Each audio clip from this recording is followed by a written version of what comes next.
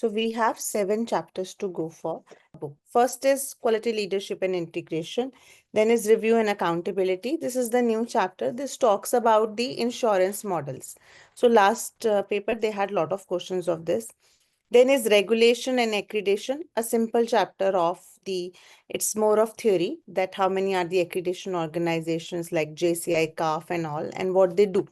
Then we have patient safety, very important chapter because that chapter itself is a certification. We have another certification, right? CPPS that comes, that it includes everything of that. Then we have the chapter of performance and process improvement that talks about all the charts that we use to calculate a person or a departmental performance. How do we calculate it? What do we say? Where do we say we are aligned? Where do we say we need improvement? All that. Then is the most important chapter, data. But it's the most easy chapter. People get scared of data, but it's very easy because you just have to read the data. They don't expect you to do any kind of calculation. Whatever the calculation is, that is plus minus. That's it. You should be able to read the graph is going up, graph is going down that way. Then population health and care transition. This is the latest chapter also. It talks about socioeconomic factors like equity, then socioeconomic, how do we deal people, in terms of the what we call economic class. If somebody is coming to you who has a higher grade in society, a prince comes to you for treatment and a normal man comes to you. So how you should try to be aligned. It talks about that. What is the non-clinical aspect of health, like having a good neighborhood, having a, park along with friendships, all that. Talks about that. The reason they have added this chapter, there's a lot of hue and cry of mental health that is there. I don't know why, but everybody talks of that, and this chapter is all dedicated to that. The primary care, secondary care, also they believe you need to focus on mental part of the health as well, apart from physical. So this is the new chapter that they have added for that. Our idea is to clear the exam. That is our motto. We have to get the license of a quality officer. That is the motto of this training. So apart from, that is the main. Apart from that, whatever knowledge we can gain from each other, that is an extra benefit to us. But the motive is to clear the exam. So everything that we do, we study, the PPT is designed to clear the exam. That should be the motto. The question answers are also based upon how it is going to be asked in exam.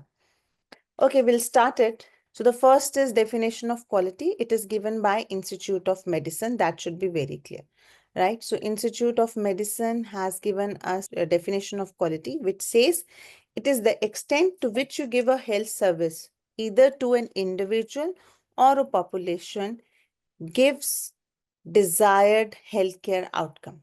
So you go to a doctor, you're sneezing or you have a headache, and you go to a doctor and you say, I have a headache. So your primary concern is headache, not to find out you have a COVID or influenza or this or that, whatever. So if that you go for 5 days and still they are searching, no, you don't have influenza, you don't have COVID, it's a minor viral, but the headache is not gone. So outcome is not positive.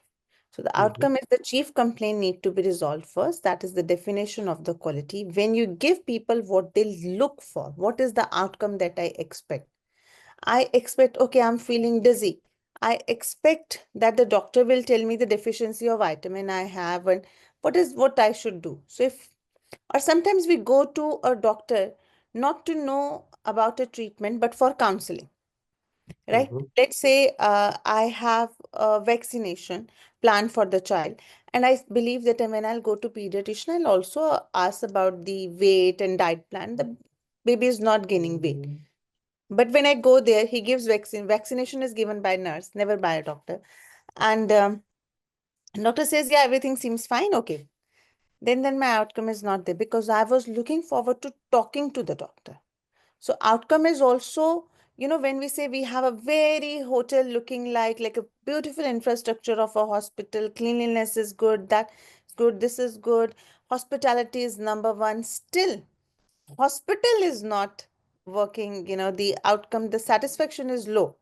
Why? They have not come there to understand your infra or this. They have come there to meet the doctor. That meeting the doctor takes 1 hour. So outcome is not driven. So the outcome is when you give, there are 3 things in an outcome people look for. One, the delivery should be fast. So that is why people go for rapid PCR test, rapid test then, right? Cost is effective. Like if it is cheaper, the same quality, if I get in cheaper, people will come to you. Third is quality. If somebody is so good, like, you have a surgeon who is like tremendous in his job, even if you have to travel hours, even if you have to pay more, you'll go for this. So 3 things people are ready to pay for: good quality, faster delivery, and a better cost. Right?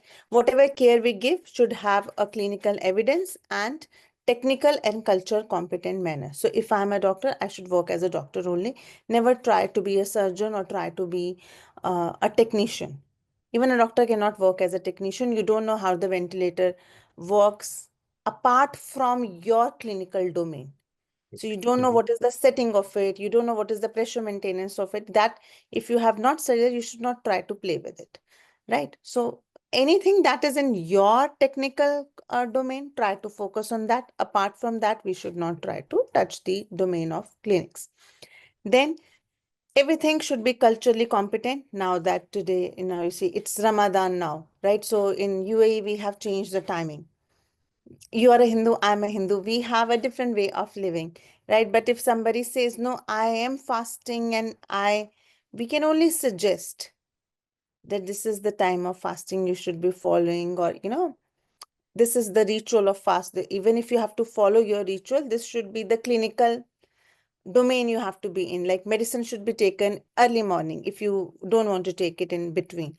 We can only guide, but we have to keep the culture competent, that mannerism always first. Always respect the culture. There's nothing right or wrong in any of the culture, but it's just about the belief of the people. Has to be respected. Then any communication is a good communication which patient understands, not a communication which is a medical language, but any language that patient understands. And it should be shared decision making. What the patient says, what I feel. I feel go to Dr. A, best suited for you. But the patient says my pocket allows Dr. B, or my timing allows Dr. B. Dr. B is maybe a second best in the domain, but suits patient more. Okay. I say go to Dr. A, but the patient feels I want to go to Dr. B because I am the quality officer. I say, okay, go to this Dr. A. She's the best gynecologist. But the other person say, no, that the Dr. B is of my ethnicity. She's from my, hometown. She understands my language better. I have a feeling of closeness to her. Go with the patient. Right? So shared decision making, good communication, technically and culturally competent, you will be able to give the good delivery. 2 strategies for quality, total quality management. It is the responsibility of everyone to go by the quality, not only the quality officers. Clinics have to follow, housekeeping has to follow that, everybody has to follow. And CQI, always try to improve the quality. Hand hygiene is 20%, do trainings, do, kind of actions, make it 40%, 60%, 80%. Once you are 100% improved in something, try to maintain that. That is quality improvement, CQI, continuously trying to improve. So there are the 2 terms we talked about: total quality management, integrated role of management, clinics, non-clinics. All kind of methods are used, qualitative and quantitative. Quantitative is data, what we speak of. Qualitative is rules, regulation, guidelines from your, national security system or your healthcare system or your policies of your nation. Like, I believe US is completely insured, right? Or the book says, right? Yeah. And so is UAE. But, we have types of insurance in UAE. Not every insurance cover everything. So is the case in US, Medicare, Medicaid, Yes, right? absolutely. So the same things, it goes. So we have to, it's an integrated method. You have to include everyone. Refugees, you should have a component of low economic group. You know that there are people of high paying capacity, medium paying, low paying, dependent on job, business people, students, all that. We have to keep everything in mind. Also, we have to keep every kind of tool in mind. Qualitative, kuch rule bana do. Quantitative, what the data says. Like, let's say data says that, in UAE, earlier it was very difficult to get an antibiotic without insurance. Mm-hmm. Right?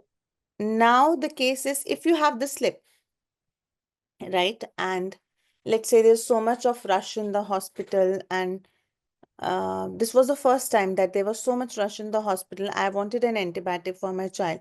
I went to the pharmacy, I showed the slip that I have the slip, I have the doctor's slip and everything. Prescription. Yeah, but I don't want to wait at that pharmacy. Can you give me this? So my insurance was not working in that Mm-hmm. local pharmacy and all, but still they gave me because I had a reference of the doctor. Yeah. Mm-hmm. Right. So those things, though, we have to see the quantitative, the qualitative methods, what is the need of the hour. So everything is required in quality.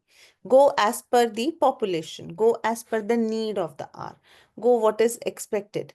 Now, this is expected lot here, that pharmacists start giving medicines when we have reference of the patient, when we have the consultation, this prescription of the patient, of the doctor. The reason is, there is a huge rush in pharmacies and hospitals nowadays.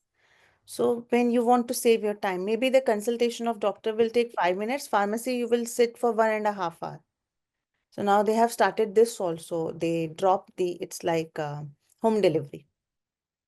That Mm-hmm. also they have started now. So this is a quality management. They're trying to save our time. So what we do, we so now why they want this? Because they don't want to lose the money of the pharmacy they are making, the hospital is making. So they say, let's, okay, you go there. If there is a huge rush, just read that dress written down, will deliver in 3 hours at your. So that is also part of quality management. So all the techniques, all the efforts, they should try to always improve the healthcare unit. So there's 6 aims that we are looking for in healthcare improvement. This is called STEEP: safety, timeliness, effective, efficiency, equity, patient center. This is called STEEP, STEEP. All the time we have to make the patient safe. That is the priority. You can work on him, improve him or not, that's a different thing, but there should not be any experiment. Everything should be timely, no over delays, no under delays, efficient, no overuse of resources, no underuse of resources, right? No misuse also. No overuse of sanitizers, because it will give you some kind of skin rash and all those. No Mm-hmm. use of hand wash, because you're not doing hand wash, then you are inviting lot of hospital acquired infections. And no misuse, that you like a soap or sanitizer, you take it home. Nothing like that. So everything should be efficient, equitable, irrespective of your gender, your socioeconomic status, your strata. Here you should treat every patient equally, right? Then effective treatment. What is an effective treatment? Whenever you are giving a medicine, it should give some result. Mm-hmm. It's medicine, because no, it's not a diet. A medicine is not a part of a diet that you're giving somebody. You see people say, I have been taking calcium for 10 years, 15 years, and still my bone health is not good. That means the medicine was not effective.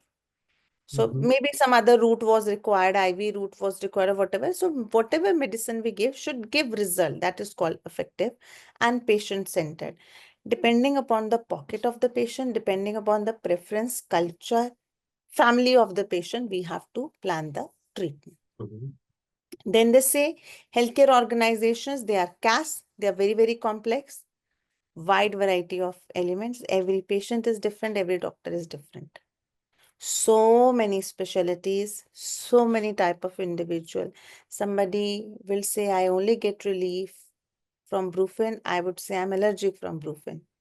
Somebody would say that, I have a lot of iron rich and nuts rich diet. The other will say I'm allergic to almonds. So every patient is very, very complex environment. And obviously, we have so many specialties by the name, and so many specialties within a specialty. Now we'll say nursing station. So nursing station, one is good at taking vitals, one is good at emergency, one is good at, the nursing nursing services of the kids, some is good with neonatal, some is good with injections. So in between a specialty also so many. So it's very complex environment we have, but we are adaptive. We put our mind, and whenever there's a chaos or there is an emergency, always put forward. Like it was COVID, every hospital was converted into COVID hospital. The planned surgeries or if there was something that didn't require an emergency treatment was always put on hold. So we learn from the experience. And what we learned from COVID, that if we can delay a treatment in case of epidemics, when there is not requirement of it and we can still live without it, it's okay to delay, right?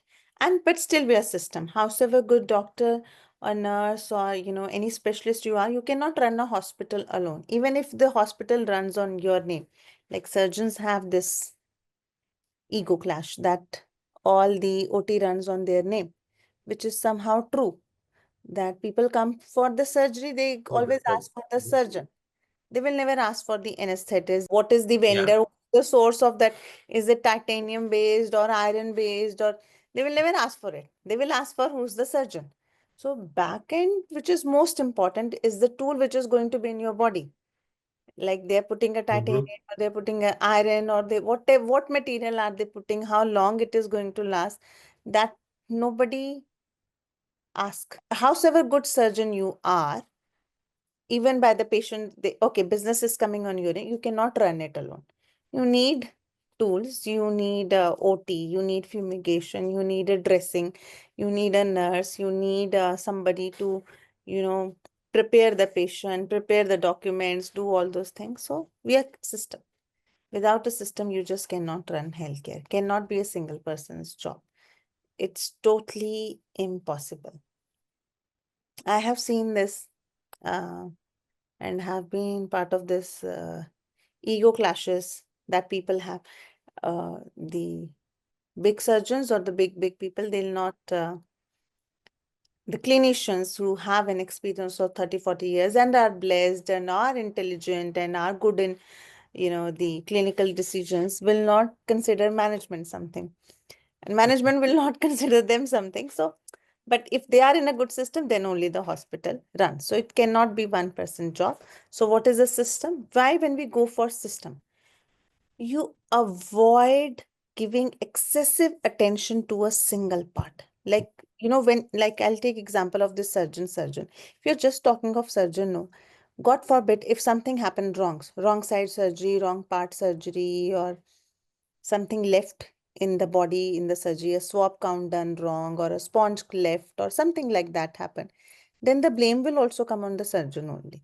Okay. When it is a teamwork, when you say an OT is not a surgeon's job, it is job of the OT nurse, the fumigator, the ward in charge there, the recovery room also has to be, anesthetist has to be present, right?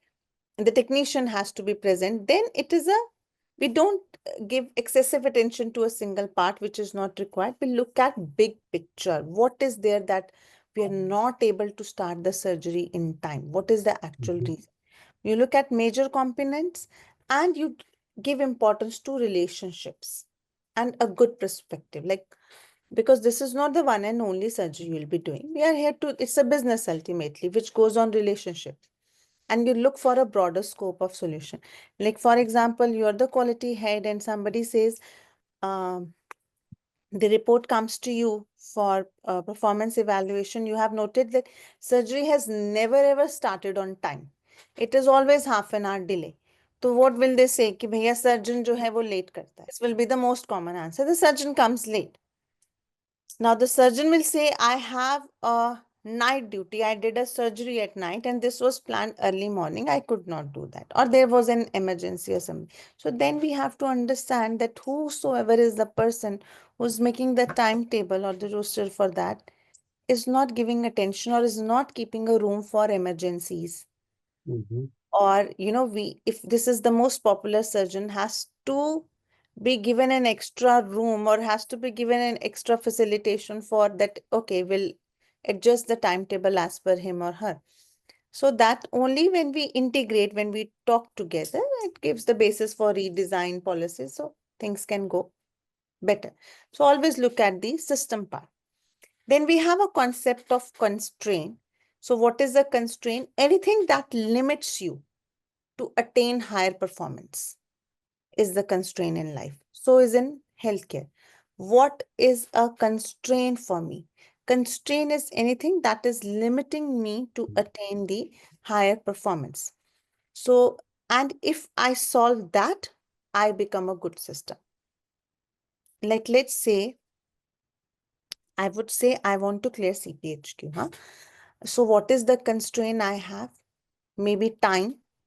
I don't have time. My job hours are this much, then I have to go and look for family and everything. And those. So, time is the constraint. If by any chance I'm able to manage my time, I'll be able to fulfill my goal. So that is what is we are taught in quality. We have to always start from the weakest link. Wherever we are performing the worst, whatever is the area of the concern, top concern, like where your performance is the worst, you have to focus on that. Okay, so you have to find out what I have to change, what I have to change to, and how will I bring the change. Like I'll say ki employee timing. Timing in the sense they don't report in time. Mm-hmm. So the employees, they are delayed. Like let's say the OPD starts at 9. So the doctor is coming to the hospital at 9 o'clock. So it will take him at least 10-15 minutes to come and put the attendance and then prepare for this, right? So the duty should start at 8:45 then. Right. So what to change, how to make that change, and what I have to change to. Like these are minimum changes, but we identify what is the problem, what is the reasons of that problem, how can we, kind of subordinate, synchronize between the departments to evaluate that problem, how it can be solved, and put some resources and try to solve that problem. Also, when we give a solution, like I say now, okay, 8:45, we are going to start the reporting time of the doctors. This is a solution given.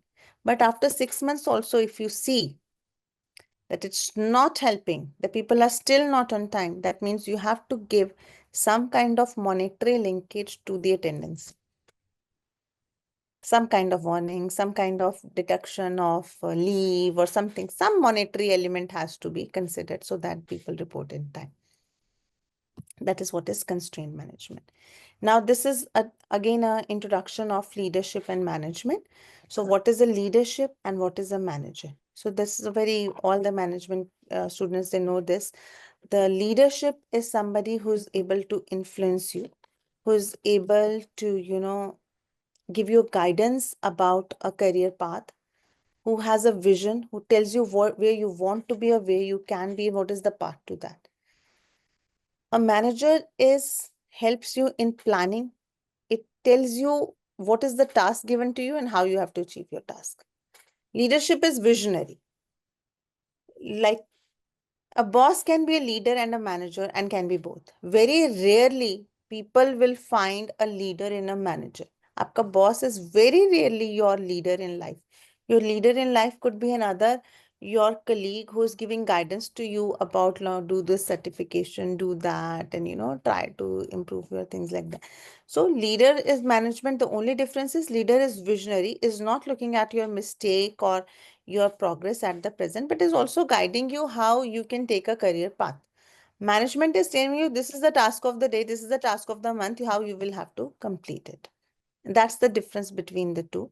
So leaders, we generally call people who are the owners of the hospital in this book context. In the context of the book, leaders is addressed to owners of the hospital or the directors. Quality director would be a leader, finance director would be a leader, CEO, management director, board of directors, and management is HOD, head of department. Head of department will work as per the resources are there in the hospitals. So successful leaders, they have a vision, they have what they want to, where they want to see themselves after 5 years, right? And they also enable others to lead. They give everybody a chance to shine. A leader will understand no change is done over a day. Minimum, it takes 1.5 to 2 years for any change to implement. we'll do change model that say if you have to change the behavior of your employees, minimum 6 months.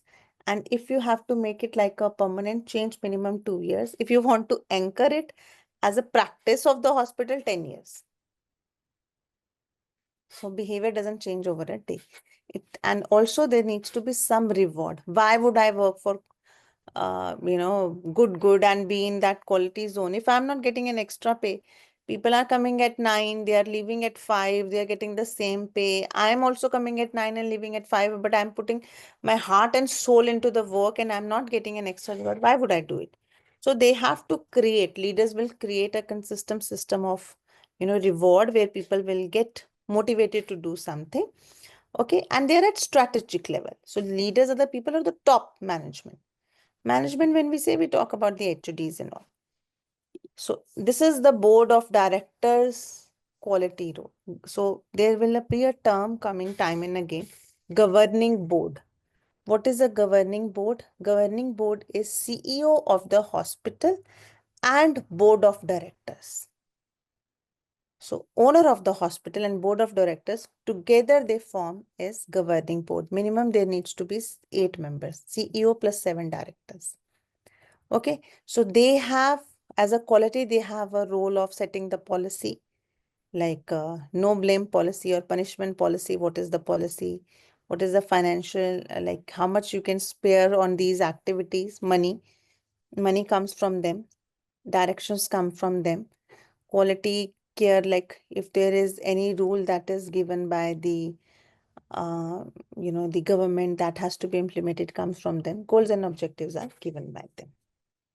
That's all for theory part of today.